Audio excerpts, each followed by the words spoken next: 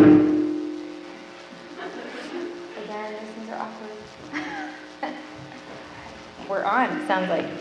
All right, thank you so much, everybody, for coming. Welcome. I feel like, obviously, I'm not the only one that loves this talk, this panel, since I feel like we've got more of a group here. So we're so excited to have all you guys here, and we're just so grateful that we're able to just meet together here and just pick all your guys' brains. And yeah, I hope you guys enjoy it as much as we do. So how about I go ahead and start us with a word of prayer, and then I'll you guys introduce each other. So, Holy Father, we just thank you so much for us being able to get together today and just be able to just learn more about how homeschooling has affected these people's lives, and I just pray that we'll be edified and encouraged, and that we can just draw out of it what you would have us, that we may go home and continue to educate our children and teach them your ways, and that you may be more glorified and honored through their lives. And just give us your wisdom and understanding as we go throughout our days. And just thank you so much for these people that have come here today, and just being able to pick their brains and just gather just the information to help us in our struggle, but joy of training our children in their ways, in your ways, and that they may, like I say, seek you and know you, Lord. In your holy name we pray. Amen. All right, so let's start by each of you introducing yourselves and just kind of give us a little bit of information, like just maybe how long you were homeschooled, what do you do now, and anything you really just like to share. So we'll start from here and kind of work our way. I'm Serena Dorsey. I was homeschooled kindergarten through 6th grade, and then I went to Christian school 7th and 8th, and then public school for high school. I graduated in 2010. I have 2 kids, and I'm a stay-at-home mom. I'm Esther, and I graduated from high school, in June, last June. And I was homeschooled all school. And I don't really. I just kind of stay at home mom. You two can share this with me. Yeah. And just stay at home and helping mom with 9 other siblings. So it's not like you're not doing nothing all day. So you're good. I'm James Skubal. I was homeschooled my entire life. I've graduated in 2020. That was kind of hectic year. But I've been in commercial refrigeration ever since, and I'm almost on my apprenticeship program. And my name is Danny, C2 man. I was homeschooled through high school, but dual enrolled, and now I work at a construction company. All right. Well, thank you very much. So I guess we'll start with our first question for the day, and we'll just have you kind of sharing mics, and just, you don't have to answer every single question, just whatever you feel you can give, input on, and just, we'll go from there.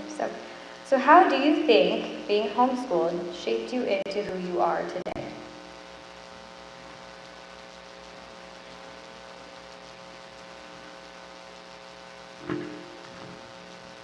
It gave me, I want to homeschool my kids, so it gave me a positive impression that way. I feel like I have a really strong bond with my parents, and that's stuck with us, and yeah. I guess I've been able to learn other things other than just school by watching, being home, being able to help with projects and watch dad do stuff, and so yeah. I really enjoyed the amount of biblical input my parents had. We did a lot of in-depth studies on different, theologies, and learning why we learn as part of our school, and keeping, everything we learned in our academics was always tied back to my faith, and I'm really thankful for that. For me, I think it was just time with family. I love having family, and I think that definitely shapes, as you move forward and want to start your own family, what values to instill and how important it is to spend time with each other. I appreciate that the most. Thank you. That was really good perspective. So you mentioned it, so I'm going to ask it. Do you guys plan to homeschool your own children someday? But what are your perspectives on that? Yes, I'm going to start kindergarten with my first in the fall. And we plan to go all the way. I would definitely homeschool. Yeah, I'd like to. It's a tricky question. Yeah, no, if you were to ask me, would it be my preference, I would say yes, but obviously my wife would need to be on board. It's been great. She was public school, so there's a lot of aspects that we can both learn from that. But yeah, I think it would, I'd love to homeschool my kids, yeah. Open to it, that's good. Wow, and there's hope. So what was your favorite aspect or memory about being homeschooled?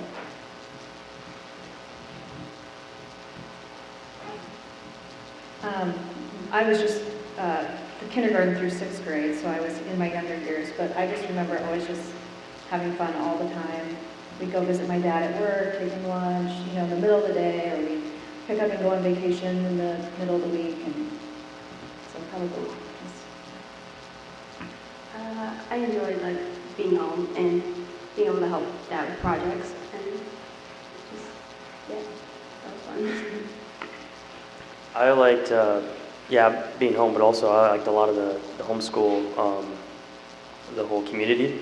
I did a lot of different homeschool sports. I got to meet a lot of good friends that had similar life experiences, which was pretty unique. I wouldn't have been able to meet a lot of them without this. Free time. I think that's the biggest for me. Especially before high school, being dual enrolled, it depends on what classes we had. Sometimes I'd be the later class and we get out at 3:30. But if we were lucky, and even before high school, we might be done by 1, right after lunch, and then the rest of the time was exploring, hanging out with family, running around outside. So going back to the family bond things, it gives you a lot of time to do that, and that was, I think, my favorite aspect. All right, so what's your least favorite aspect now of having been homeschooled?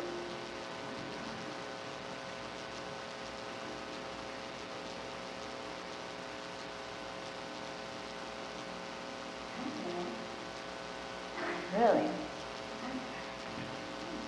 That's not bad for this. I'm so young, but I don't think there are any negative feelings whatsoever. I've all good memories. Yeah, only everything I particularly disliked. Big guys stuck out. Not really. That's pretty good. Pretty hard name.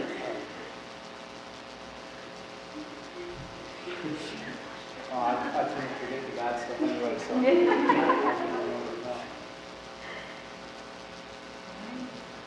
I've been being around your siblings constantly. Was that like something I would think that would be kind of hard? But maybe it's not. Definitely at the time. I think it was could be definitely hard. But looking back, I think I have a lot closer bond with siblings than I would have been in it. So, what might have been negative at the time, but then look back, that's positive. Okay. Well, if you think of a least, feel free. That question's always on the table. So, all right. Do you ever wish your parents had sent you to school? Mine did, and I wish they didn't. Yeah. Okay. I did have fun. Elaborate. I had fun at school, I did. But, Yeah. when I get to public school and I was an impressionable young kid and I wanted to fit in and wanted everyone to like me. And the influence that go along with that. Oh, sure, Yeah. sure. Yeah. Being with the wrong crowd. And, so I wish I would have stayed home school. I didn't want my parents to send me to Yeah, school. yeah. My parents threatened to a few times. Don't we all? I was able to open enroll and take I did some sports, mainly football, in public school. So I was able to kind of dip my toes in public school, but not really. I took one class, computer applications, but I never really wanted to take too many classes in public school. Yeah, I'm with James, obviously being dual enrolled. I particularly like that model, and I can't remember your name, I'm sorry. Serena. You know, like Serena said, you're young, you're easily influenced, you go off to high school and you want to fit in. And so I think being dual enrolled, it allowed a little bit of the chaos, but mostly order. And as a kid, you know, your parents can help you look at things through a biblical lens. When you come home from school and you can say, hey, this happened, or so-and-so said this, and the parents say, well, you know, what do we believe? What does the Bible say about that? And you can say, yeah, true, false, time will tell. And so I feel like that set me up really well for college as well. But yeah, being dual enrolled was great. All right. Do you feel like you had good quality time with your parents? And kind of also, do you feel you were seen as a unique individual with unique needs, especially if you came from a larger family?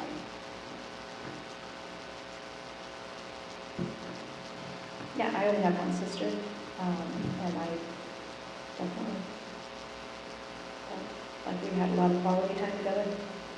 When I was an individual, we were very different from my sister and I guess I enjoyed when we did projects, me and my dad. We weren't really like, that was kind of spending time. And then sometimes in the evenings, I would go down. My mom was grading school, and I was,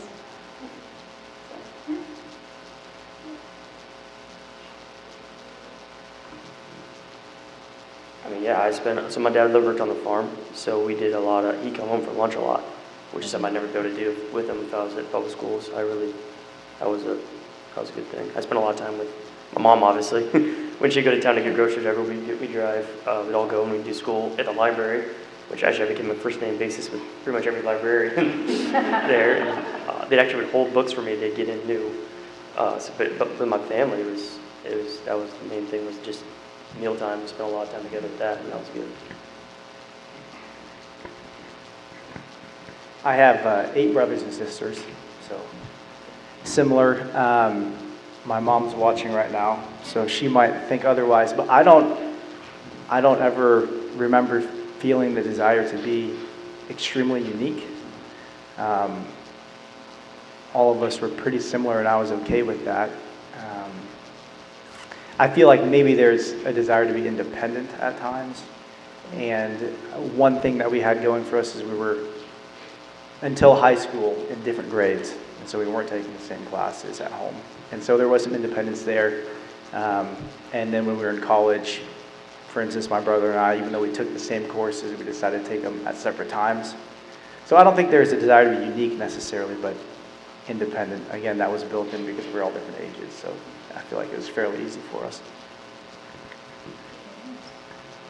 So do you feel homeschooling prepared you well for adult life? Or what did you feel possibly least prepared for? the transition for me was really gradual, going from homeschool, Christian school, public school, college. So I didn't feel any issues with the transition, specifically into adult world. I know when I was in high school, I took FFA, and that probably prepared me the most for the real world, with resumes and cover letters and all that stuff. But no real issues. Well, I'm not an adult.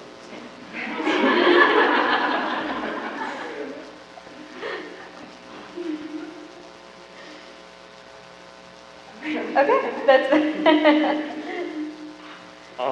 My boss actually homeschools his kids, and that's how he asked if I wanted to be an employee, and I said sure. So actually, homeschooling gave me my career. So it's actually really helped. And the transition, it was a Christian company, so there were some unbelievers there, but basically having people that I could trust in the company as well, it really went a really smooth transition. Yes, I did feel prepared. I think that people who will prepare you most for life are your parents, and as a result of being homeschooled, I was able to be around my parents a lot. I even felt, I just got married recently, I feel like that helped me with my marriage because I got to see my mom and dad interact more than other people. We did have family dinner times and lunch times together too. So yeah, I don't feel like it wasn't I wasn't ill prepared in any way. Great. Well, I felt like the last panel we had, that was one thing that was discussed, was just that difficulty in that transition and feeling like suddenly, whoa, you got the whole world and all the immorality that goes with it and and there's just so much with it. It can be very overwhelming and really hard. And that's something that I wanted to kind of tap into this time especially. So is there anything that can help smooth that transition to the real world? I know you mentioned dual enrolling is probably a good thing too, and maybe even, I know you can even dual enroll into college now as well when you're in high school, and things like that. You could even elaborate on that, or is there anything besides that you would say would help with that transition from being homeschooled and just how we're really, kind of, I don't like the word sheltered, but, you can kind of be a little more sheltered from all that's out there, and then, yeah. So I guess transition, how would what would you say could help with that? Maybe, or what maybe didn't help with that, or, yeah, anything that could kind of shed a light to that for us. I mean, homeschoolers are always, they're sheltered, and I didn't feel that way. I guess I think my heart was sheltered, but I still was out. We still went to the grocery store. You know what I mean? We're still in the real world. And so, I know, and I hated saying it, but yeah, I like the greenhouse, like Yeah. the greenhouse Yes, in a way. exactly. We want to have that. Yeah, Yeah. the reason we want to homeschool is we want to shelter our children's hearts and,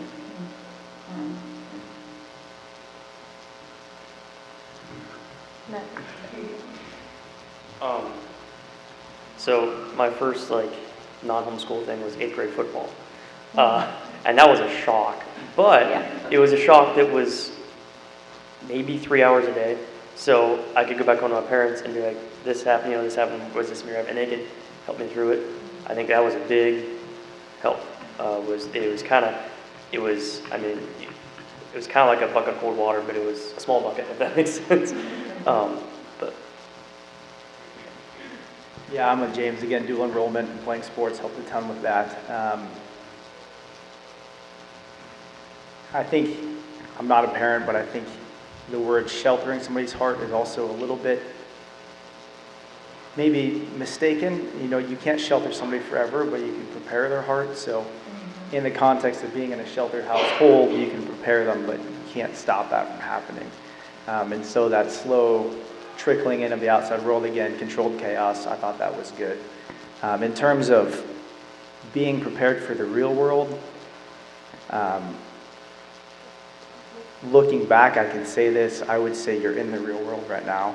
And so the same discipline and integrity and enthusiasm that you face the problems with right now, and you can tell your kid that when they're in high school, that will carry over to the quote-unquote real world. So building the character traits in the small things definitely help with the larger things. And so you can't ever be prepared. That's like asking someone if they're prepared for marriage. You can't ever be prepared for marriage, or for college for that matter. And so you're prepared to tackle the problems that lie ahead. And so if you can instill in your kids, or try to, this decision right now is important for building character and it'll pay dividends in the long run, I think that helps the most. Okay, so looking back, what impacted you most spiritually?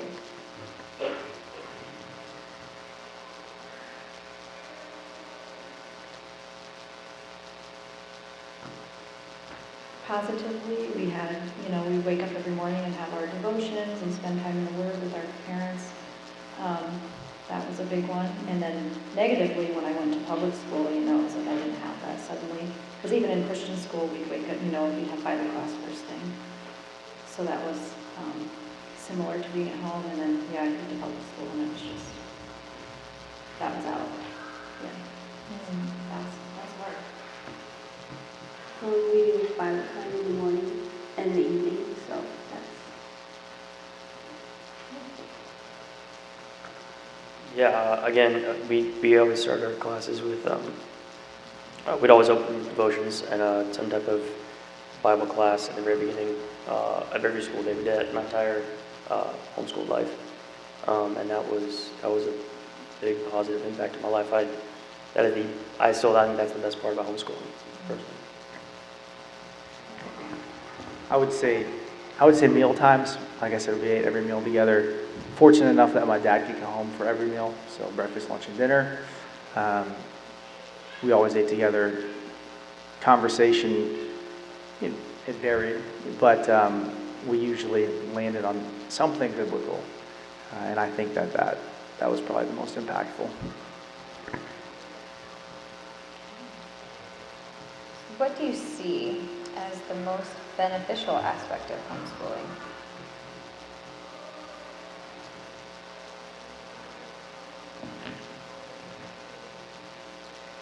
So probably the same thing, just able to get in the Word every day with your kids and instill that in them. And then the quality time we spend together. And like I said, they watch, my husband and I, how we act together and kind of giving them a good example of marriage. I hope. And yeah, just being together. I'd say probably giving the kids a Christian education. That's probably the most beneficial thing. Yeah, I'd say, again, that's, yep. Yeah. But maybe another thing is also ensuring a good education. I'm not saying that homeschool can't give you a good education, but when you're right there, you're watching exactly how your kids are struggling, what they're good at. You can work more on certain things and less on other things to ensure the best education, personal education for them.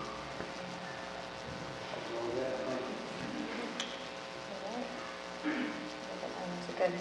All right, so how did your family deal with sibling bickering? I only have one sister, and I feel like when we were young, we got along really well. My dad would put us both in one of his big T-shirts, and we'd have to hug for a while. So that's what I remember when we were little, until we started laughing, and then we'd be all good. But yeah, we didn't bicker too much. It probably depends on who's involved. It's kind of tailored towards the kid, the child. Yeah, that makes sense. And sometimes you just have to talk it through. Sometimes you have to send people to the rooms. So, yeah. I was a big instigator. I was definitely a problem child.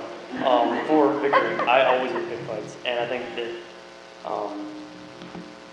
we always had to apologize. It wasn't just like we always had to say I'm sorry, we had to either written apology or like a thought out apology, and that was good. But my parents always that was something they were always concerned about. They're like, man, our kids are always bickering, and I mean they prayed about it a lot, and so I think that's what really helped. I think hopefully it smoothed it quite a bit out through the years. So. Yeah, Mom might correct me on this sometime when we talk next, but I don't think we did bicker a ton. The age gaps were pretty good, so I think that helped. It was one girl, 4 boys, 4 girls, and the 4 boys were all born within 5 years, so very close there. I think with a big family, and she might confirm or deny this, but it's a little bit of like a lion pack, if you will, in the sense that the consensus knows what's right, and they kind of rule and you're an outsider if you're not in the right. And so you kind of feel that, and in order to get back in, you have to apologize and to say, I'm sorry. So very rarely, I think, was the consensus wrong. Usually that was right. And other than that, yeah, I mean, if it got out of hand, I guess Mom and Dad would deal with it, but I feel like it was something like what Serena said, to where you just start laughing and then you'd be over it, moving on. Okay. I'm curious to know, where were you guys at in the lineup as far as age now? Yeah, I was 3rd oldest, and it ranges now from 31 to 17. I was the 3rd oldest. I had an older brother, an older sister, and then a younger sister. And it was 2 years between the first 2, and then 4-year gap, and then 3 years between me and my younger sister. Okay, so you're 3rd out of 4. Yeah. Okay. I'm the oldest out of 10. Okay. So, Yeah. and my youngest sibling is 4. I'm the oldest, we're 21 months apart. So, we're curious because I know the youngest can tend to be the instigators. So I'm Yeah, curious. that's true. We're out of that. So yeah.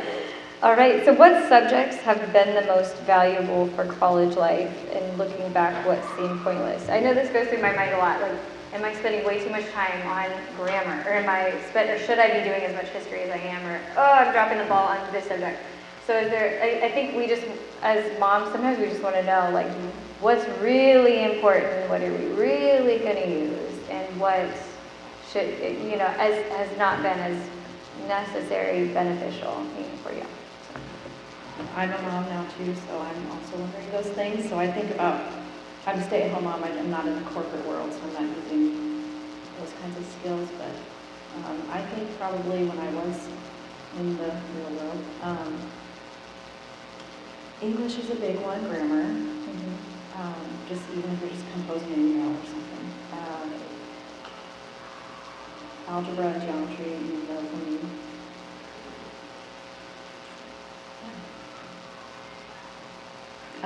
Like consumer math, like balancing your checkbook, doing your taxes, that kind of stuff. I use that still as a mom.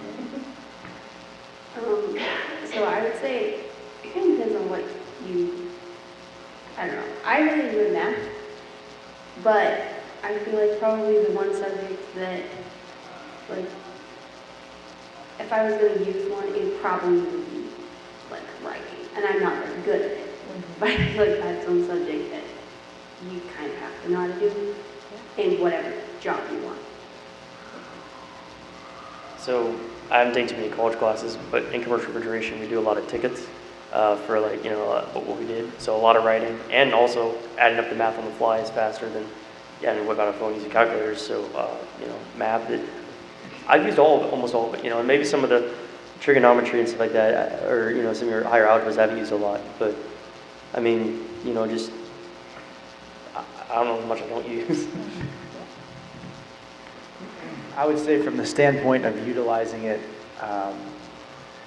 at your job, definitely grammar, English, writing emails, that you need to have that, and then mathematics for sure. I do get to use trig and geometry a lot in my job, and it's almost like a magic trick to other people, even though it's not. But I do use it a lot. But in terms of important subjects to teach that maybe don't matter so much, we'll say when you get your job, but are still meaningful if you send your kid to college, I think it'd be the ones that are easily, I don't know the word I'm looking for, easily manipulated. So biology, easily manipulated in college. They're going to tell you all the wrong things. Hammer that home. This is why, because God made the world, made a certain order to it. This is why. And so that would be one. Biology primarily, I would say, is the big one where they're going to get in a slippery slope. History is another one. History, hammer that home.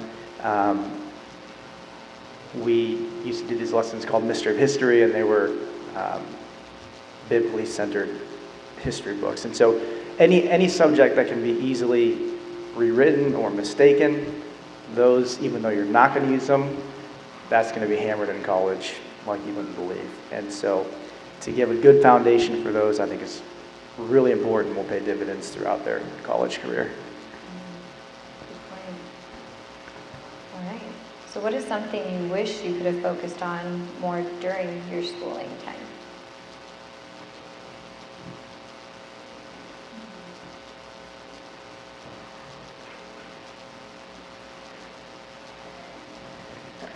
Yeah, I would say American government. Probably didn't spend enough time on that. I would have hated it as a kid, but now looking back, I think that's pretty important, something that's very useful. So if you haven't integrated that in, I would do a little bit of that.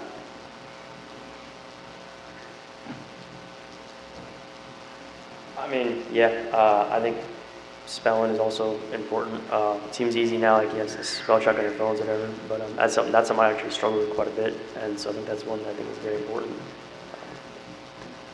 I'd say, like, I really like math, but I feel like I understood it on a surface level and not exactly deeply, and I didn't understand everything. I knew enough to take the test, but I didn't know how to connect it.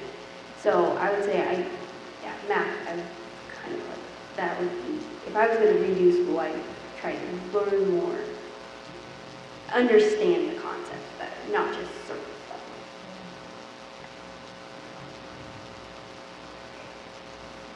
level. I think, I can't really think of anything that I necessarily feel like I knew more about now. But back to like your biology thing, I had that up through 8th grade, you know, the Christian education of the biology and that. So then when I got to public school, I was not deterred from what they were teaching me in public school. So that is a good thing that was hammered into me when I was homeschooled.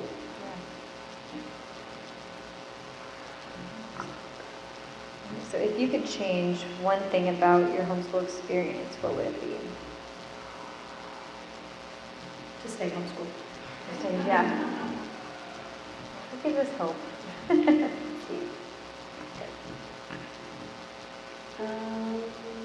don't know. Maybe do something different with my last 2 years in math. I didn't like geometry and I didn't understand pre-calculus very well.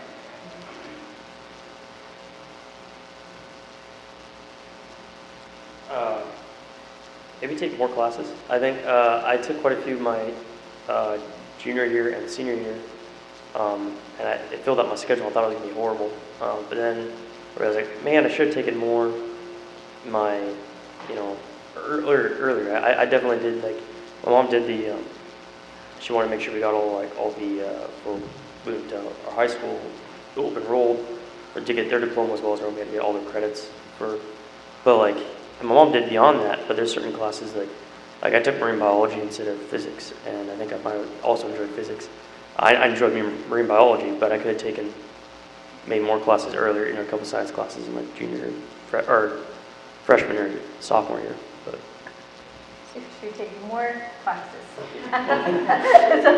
It's just a funny thing to, yeah. I didn't want that at the time, I was thinking like that's too much, but Yeah. now looking back, I probably could have done a few more. But. Yeah. I don't think I really would have changed anything. So what did a normal homeschool day look like for you?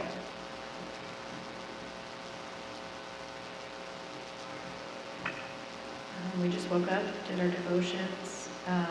My mom would get me started on school. We'd go through my lesson for the day, and I would kind of work by myself.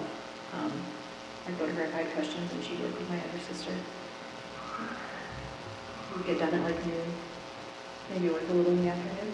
It's hard to remember, that was a long time ago. Yeah, and you were schooled until, was it middle school? 6th grade, and then I went to 6th grade. Christian school in 7th. So when I 3rd through 7th grade, I did a video school.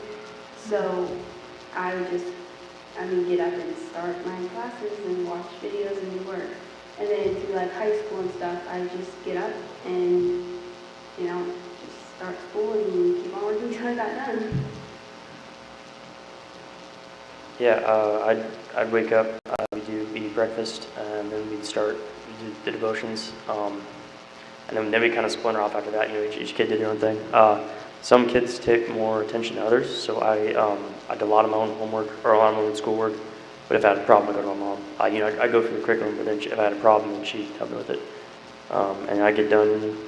So we usually had like an early lunch, just because that's just how it usually ended up. So like about 11 o'clock. So then I actually had to split the day almost in half, and then we had a couple hours after lunch. Again, it was a while ago. I would say we were up by 7. Usually, I know the kitchen was closed at 8. So if you didn't get breakfast by 8, you didn't eat until snacks at 10. So that was a big deal. And then from 8 to 8:30, 8:45, we had chores. So every single day we had chores around the house. Whether that was, one of our favorites was MWM, we called Meals with Mom. And so one kid was in charge of helping cook and helping clean for those meals for that day. And then the next day, the next kid would get it. So chores and then school. At the very start, we had a designated schoolroom, which was really nice. But as I think the family grew and as we needed to morph spaces, that kind of went away. But we usually did work at a table or a counter, something like that. Yeah, and I would say we were done by noontime before high school, and then if we were in high school, it was back and forth to classes. But yeah, I would say roughly 7 to 1 for homeschool, and then anything after was high school. So much more structured. So do you guys feel like, and I'm curious now, do you feel like you're more structured or had a lot of flexibility? I think as any family grows, it starts with more structure, and then that, I wouldn't say erodes, but it changes into something that still works. I wouldn't say it's out of laziness, it's just the way things go.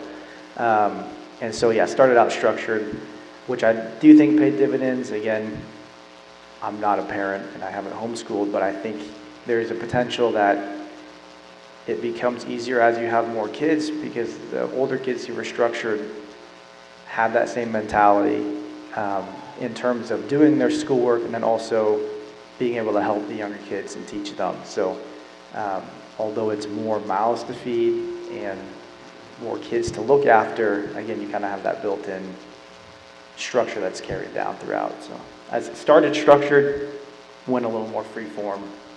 Now it's pretty free form. There's only one kid left, so. There's a lot of different activities going on, so that's kind of the structure kind of morphed around other time things. Like for instance, homeschooled sports were in the afternoon on Tuesdays. So Tuesday we had to really, had to get going really fast. Your schoolwork to get done before lunch. And so but other days, you had something in the morning and you had to, go to schoolwork in the afternoon. It kind of changed on the day. So there was not much structure because of this other structure. You kind of change it around, but it worked. I think it worked pretty good.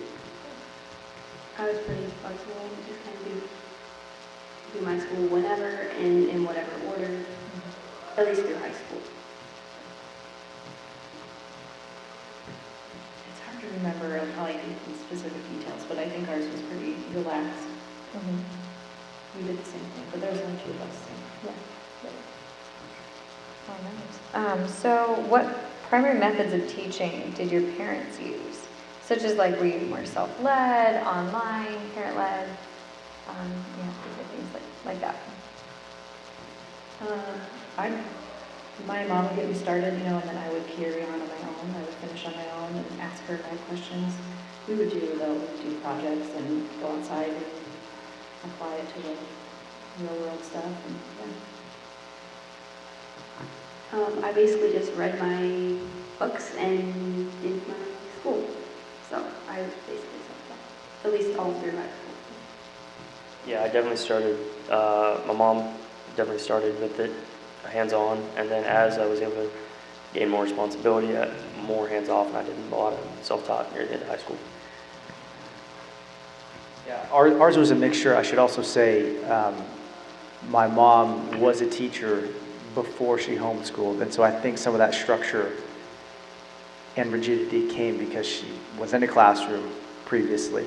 Ours was a mixture, which I appreciated, obviously, like James said earlier on, to get rolling. A lot of times you need your parents' help or an older sibling. But another thing that I should mention about the structure that helped with us is that we had those designated meal times, designated snack time. And then there were other subjects like history where we would all meet. And so that was like 10:15. And that gave me a good cue as a kid, I should be done with math and spelling by the time history rolls around. Otherwise, I'm going to have a lot to do after that. And so just those times of coming back together as a full class and saying, hey, at 10:15, we're doing history for half an hour, and then you can go and then carry on with your stuff. So it was a good amount of self-taught and taught by my parents. And then again, the older kids helping the younger kids out because we'd been through the same exact curriculum.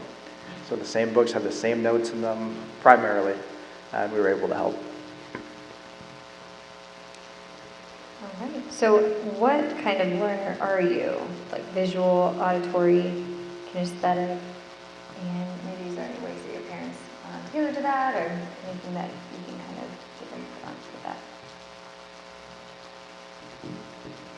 think I do well, probably with all three, but I can always read and comprehend, but then working with my hands too to, or watching Schoolhouse Rock, we watch that a lot, and having a catchy little tune to remember things by, that probably helped me the most, that kind of learning. We were just singing the adjective song today. Yep. Gotta love it. So in the 3rd through 7th grade, I did video school, so I was learning more through video then. But then in high school, I just basically read my stuff and did it. But I feel like for math, having a video or some more explanation of somebody explaining it would have helped, so I could connect how everything works together. So. Yeah, mostly visual and then say hands-on were the main ways I learned. I could listen, but I had to read it like, if I was reading, I had to read like 5 or 6 times before I really get it. So more hands-on or visual was probably better for me. Yeah, visual and hands-on, definitely. During homeschooling, I feel like when you get into college, some of the coursework, depending on what your major is, can be very, very heavy.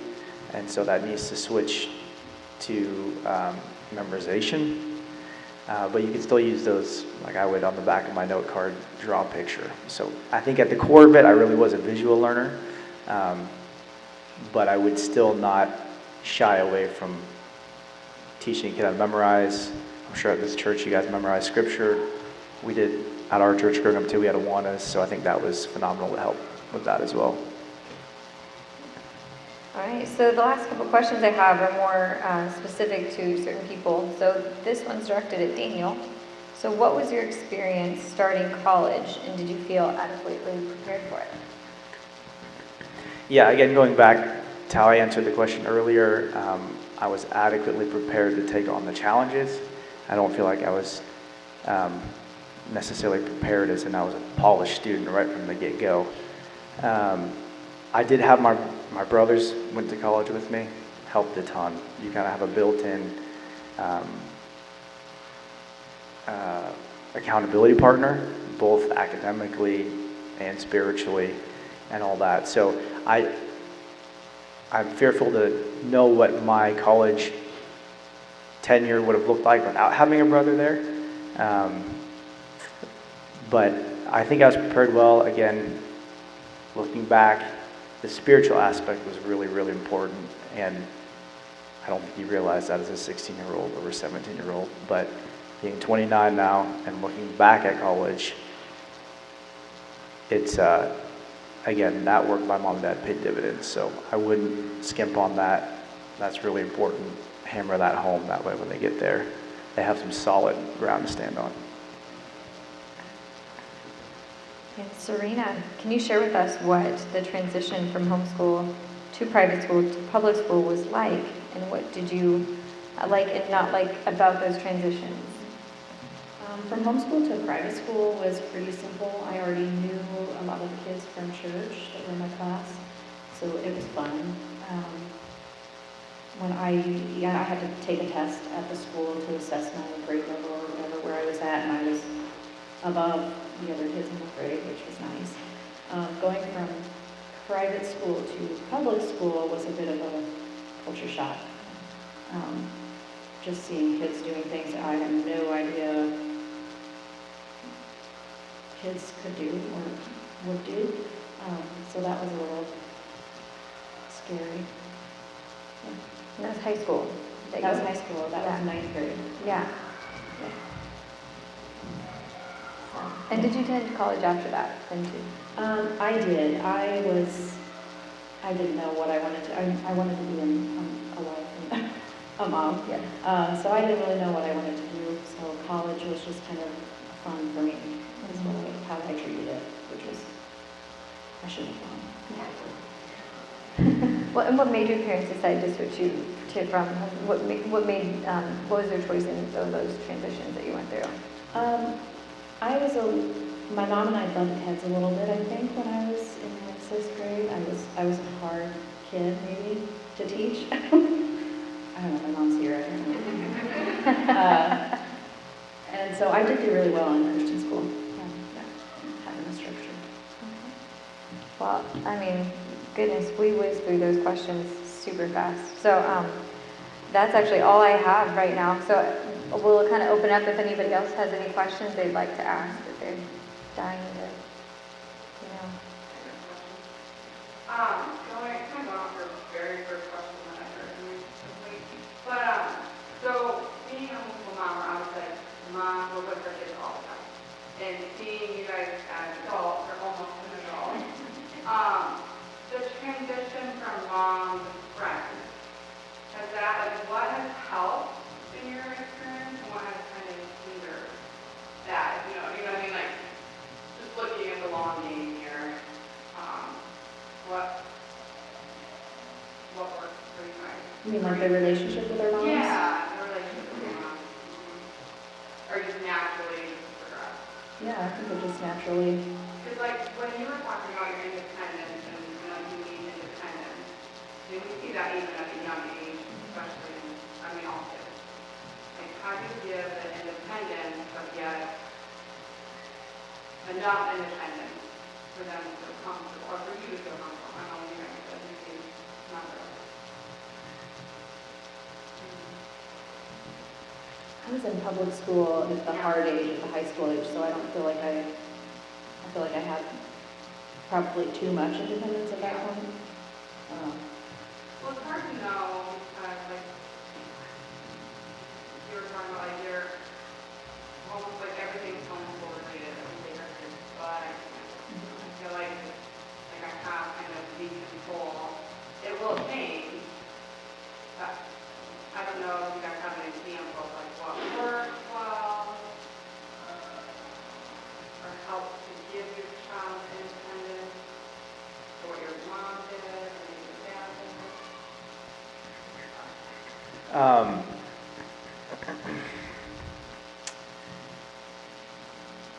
Well, I would say my mom's still my mom. My mom's, she's obviously a friend, but I still look at her as a mom.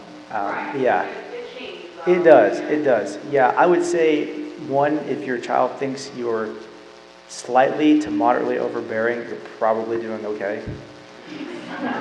They shouldn't be like, oh, my mom lets me do anything. They should probably say, my parents are pretty strict. That's okay, that's good.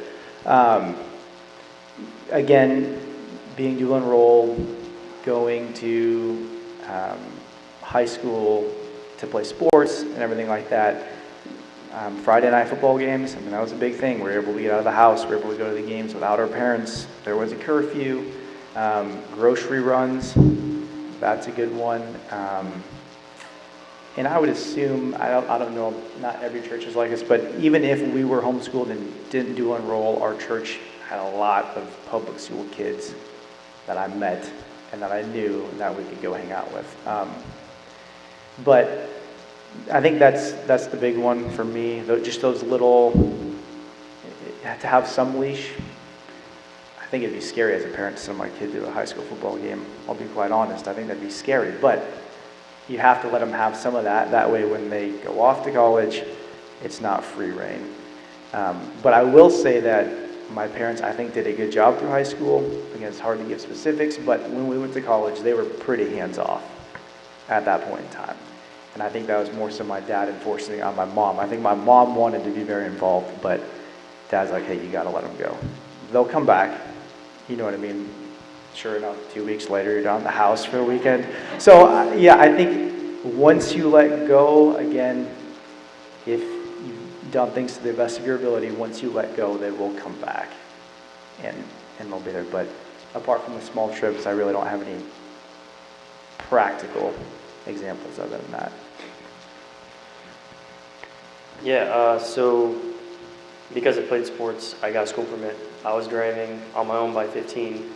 And I grew up driving on a farm quite a bit. So, but the independent part of it, I never really, all my friends are mostly homeschooled, mostly, and I had some friends that were more independent than I was, or had a lot more freedom. But I don't know, I guess somehow my parents just, slowly gave me more responsibility and kind of slowly turned me loose. And I still learn a lot from my parents. I mean, just because I graduated doesn't mean they haven't teach me things. But so it's kind of, yeah, I mean, I guess I never really, they almost might have, my siblings I think always asked long for more freedom than I did. I think I was more, I don't know, I'm not saying I was more dependent on my parents, but I spent a lot of time with, I didn't necessarily need or had a longing to become more independent, which maybe that wasn't maybe a good thing. But I definitely, I don't know, they somehow just slowly released, let me do more and more things based on my responsibility and how I handled things before that.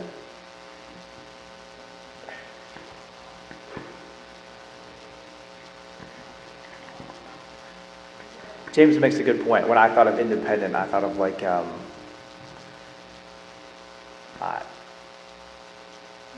independence in the sense of going to events and stuff like that. But what James brought up was responsibility, very true.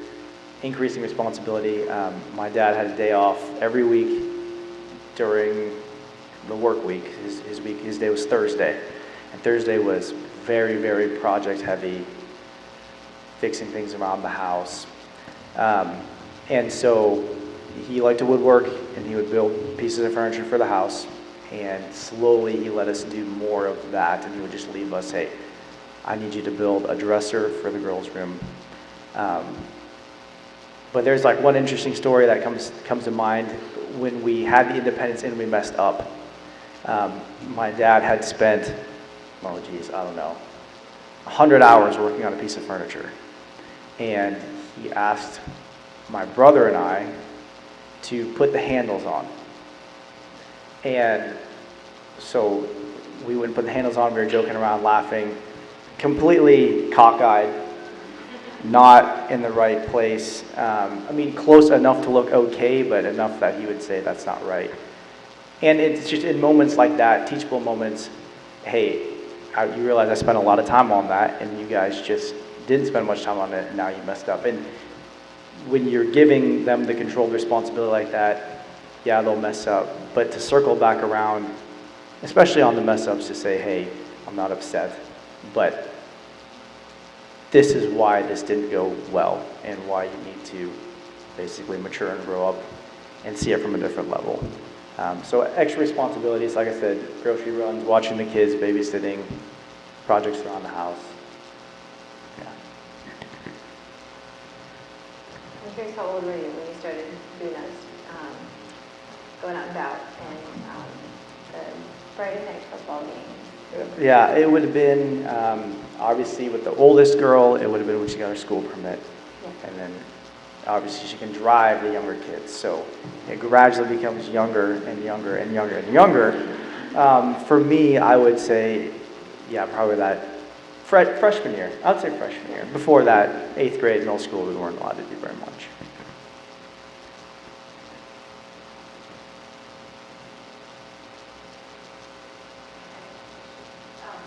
So one more for you two with the dual enrolling, you guys can be big fans of that.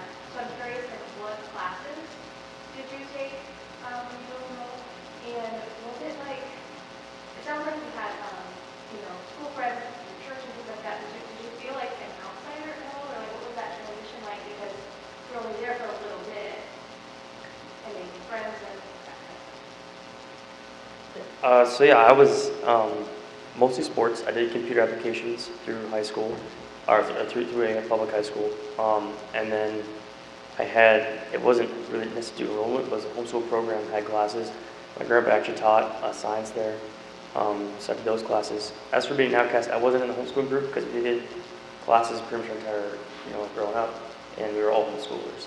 In public school, I didn't get a lot of pop culture references, or a lot of, I didn't know celebrities. I didn't think of celebrities as being anything I needed to know, but like everybody else, like say someone's name, like I don't know who that is. So that was definitely, I was considered a little goofy, but I don't think I would consider myself not that goofy, and they still got along with me. It wasn't like they didn't talk to me or anything.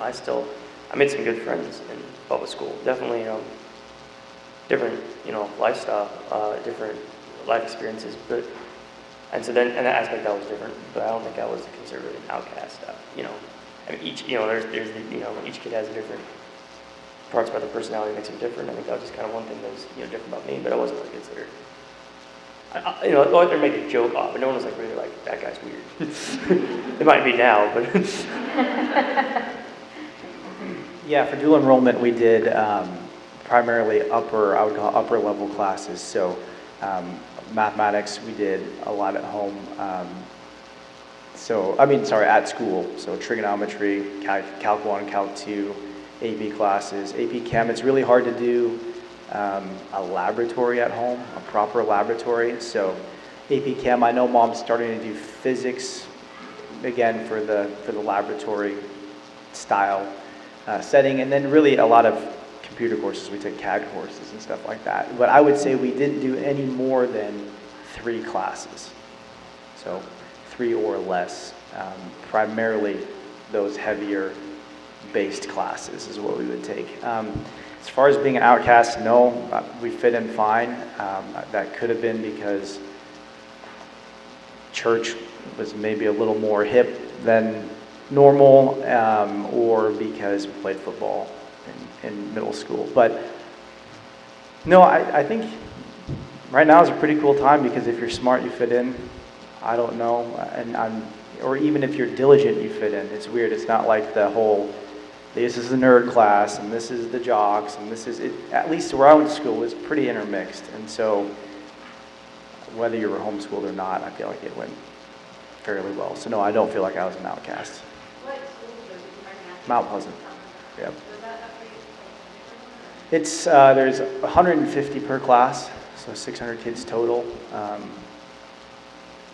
But again, I guess maybe by virtue of taking the AP classes, they might might be more mature kids than, I don't know if a straight up bully is going to take an AP class, I guess is what I'm going to say. So maybe by doing that, or maybe I was just blessed. I don't know. Maybe it was a fortunate experience, but we weren't outcasts. Yeah.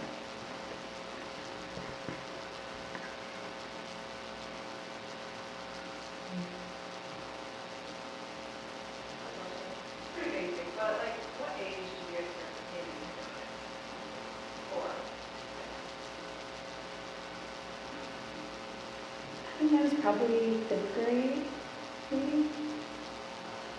It's hard to remember. I think I remember doing schoolwork by myself, and in like my own bedroom, doing it by myself then, but my mom would still go over it with me before I started.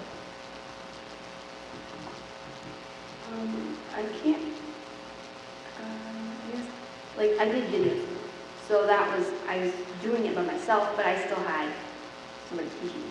But like all middle school and high school, I did school by myself. I didn't require too much help. That's right around middle school, high school. That's when I started doing more things on my own. Middle school as well here.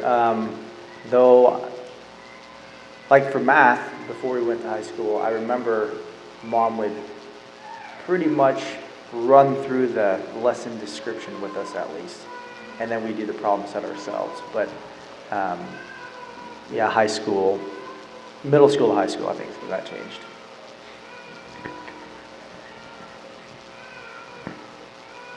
I'm curious, do you guys currently feel like you have a good relationship with your siblings, like as adults now? Yeah. Yep. Do you have any feelings? So you guys kind of mentioned the shelters or non-shelters. How did it kind of grow, like, heavy subjects with you guys? Or like, how do you break your kids into that? Like, really, and, like, I've been struggling with that, and how much to tell, and hear on the news, or, things like that, because you want to see their heart, I'm so glad you asked that. And your oldest is how old again? She's almost 9. 9, yeah.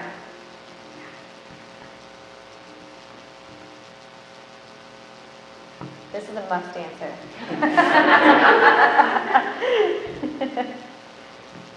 This is maybe dating me, but 9/11 for me was when my eyes were just like, I remember watching it on the TV and you're like, oh my gosh, this is what the world's like. And I think that was probably when we started talking about those kinds of things. But I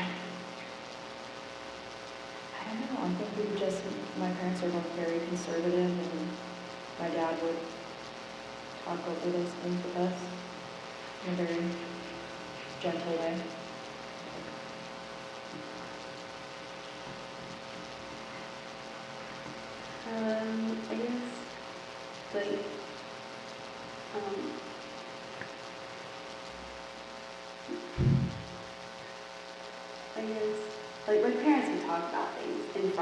kids.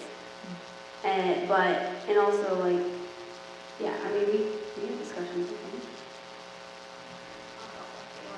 Yeah. We do just kind of talk about whatever's going on in the world. I don't know if always the little kids understand everything, but the older kids kind of catch pretty good, with them especially. And I think they know where we stand on things. There's probably some subjects we haven't approached totally on. But we do kind of talk freely. May not always be good. But everybody's hearing and listening. And I've noticed as the older kids get older, that they're talking to, I'm kind of one of the listeners of the little ones, and the big kids have their opinions as added. And that's been very interesting. Like some interesting conversations. But I mean, just whatever's going on in the world, then we'll bring up, and he has his opinion. And so they talk about it. So I feel like in some ways, some of those issues, especially the ones coming up now with transgender and all that kind of stuff, I mean, the kids will hear about it, and we will frequently say, or even just being or doing whatever, the mommy and dad do, a boy and girl, or, things like that. So I don't know if the little ones totally understand, but they're hearing some, and the big ones bigger perspective. So we seem like mealtime conversations so that everybody's involved. So almost like there's no age entirely off limits. Not Yeah. usually, sometimes, We have interesting things. Yeah, I know. I'm coming over for dinner sometimes. Yeah. Sometimes I would like sleep. But sometimes it's pretty goofy. That's the more sane conversation. Then we have kids making up kind of stories, and it's like then I can't even hear each other if we're going to talk about something. It can get lost. My mom loved talk radio, especially Christian talk radio. So I would be riding in the car, and I was easily scared as a kid. So all like, especially like talking about the Middle East, a lot of the conflicts over there, I'd always get really scared. And so my mom would usually try and talk me down. But if I got really scared, I'd take maybe both of them, and they'd talk to me about a lot of handed issues. I usually, almost everything, there was a big, some of my memories, but talking about the big issues in life, where usually almost both my parents were always there. I think that was very good. Yeah, a lot of it was I heard from the radio. I go, Mom, what's that? And she'd be like, and they'd talk to me about it and stuff. So, yeah. In terms of like geopolitical, that landscape, we didn't watch news, didn't really listen to the radio, so I think that was fairly easy. I don't know what you mean by heavy conversations. Yeah. Yeah. Yeah. Again, with the normal progression of family, I would say if you can retain that shelteredness for as long as you can, because the little one's going to be 5 and she's going to know things that I didn't know till I was 14. So depending on the size of your family, do your best to retain that. In terms of how to approach hard topics, I would say head on, because they're going to get the opposite view head on wherever else they go. So you might as well have it head on the way you want to have it as a parent to a child. That way when they're faced with that somewhere else, they've heard it. You know what I mean? I say that would be hard as a parent. Very hard to have that, but I would say that's probably what you need to do, is just have a head-on conversation.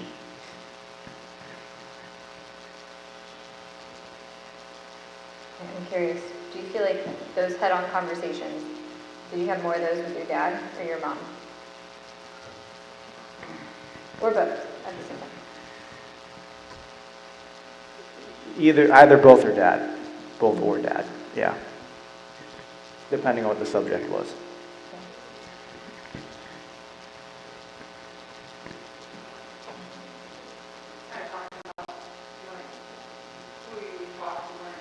How important do you think it was for your dad to have a role in under education? Or do you not think it was? Like you said Thursday, his project was that. I mean, I want like both genders. Do you feel like you're getting something? Or what was special? Like, it's usually the mom who's going and doing most of the schoolwork and stuff. There's something special or Thursday for your dad, your dad did, or came home to lunch, or took us out would say Dad definitely needs to be involved in some capacity, whether that's school or somewhere else. He did not really help me with school.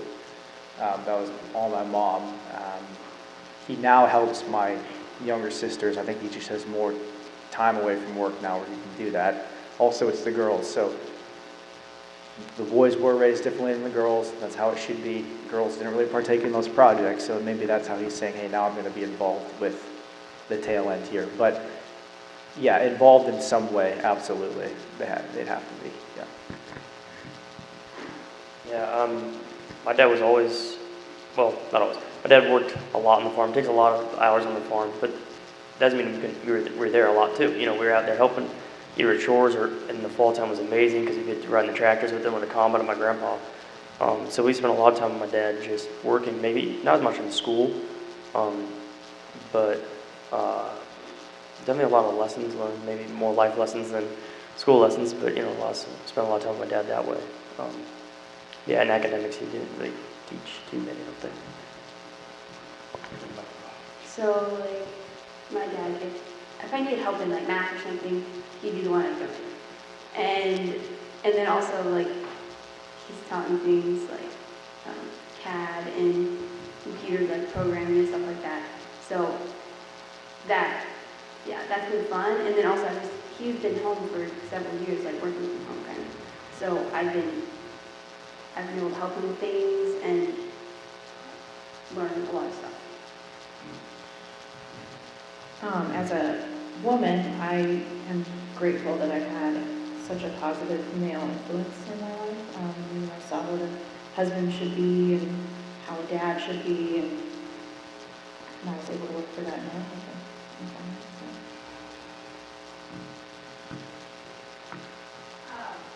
So I have a tendency to have expectations for my kids, and they don't meet them as consequences.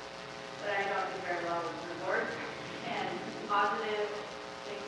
Did you guys have things that your parents did that you would, you know, you meet these goals or whatever, and you look forward to something because they're positive, reinforcing things? I know, like, schools do a lot of that, especially when you're young, you put something on the treasure chest or whatever, but, you know, as a child in the home, how's your parents done that? Or do they?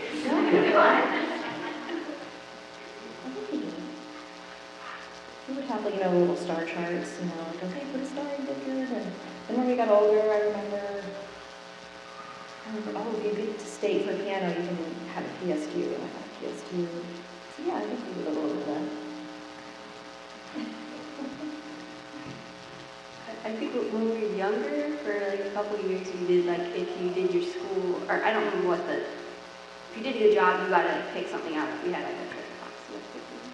But as we were older, I don't really feel like there was much, like, just, I don't know. Yeah.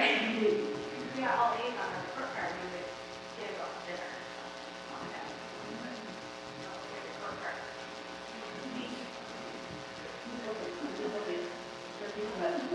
Yeah. Yeah, we did a lot of, when I was younger, we had like candy or whatever, if it was certain grades throughout the week. As I got older, I think the positive wasn't necessarily as enforced because you kind of knew the positive was your education. I think he kind of instilled that. My grandma especially was like, because she always really wanted to make sure we got, you know, she was always telling us that if you do good in school, it's going to really help you later in life. So yeah, but definitely in the earlier years, there was a lot of, I'm pretty food motivated, so there was, you know, snacks and stuff like that. But yeah. Yeah, I think when you're younger, we did have some positive reinforcement. I remember my mom used to draw like this little spiky character if we got 100%, and that was pretty cool. And we had those stickers that smelled like fruit. I don't know if those were pretty cool. So you know, you wanted to see 100% on your paper, but as we got older, it's definitely a negative punishment, taking something away that the child likes for whatever period of time. And that ranges. I mean, like for my older brother was reading books. He wasn't able to read books for a while, which is pretty crazy. But yeah.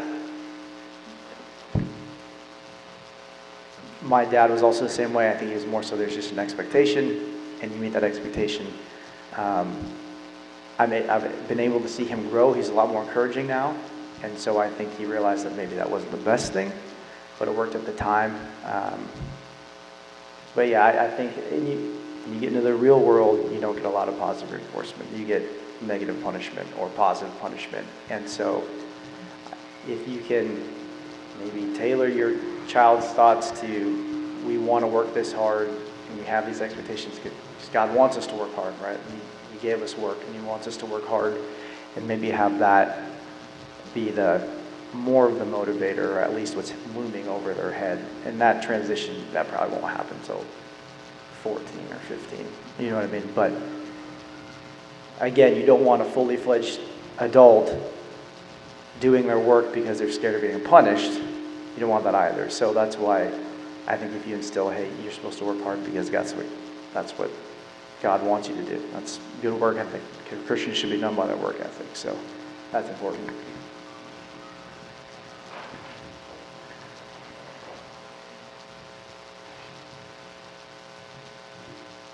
Any other questions?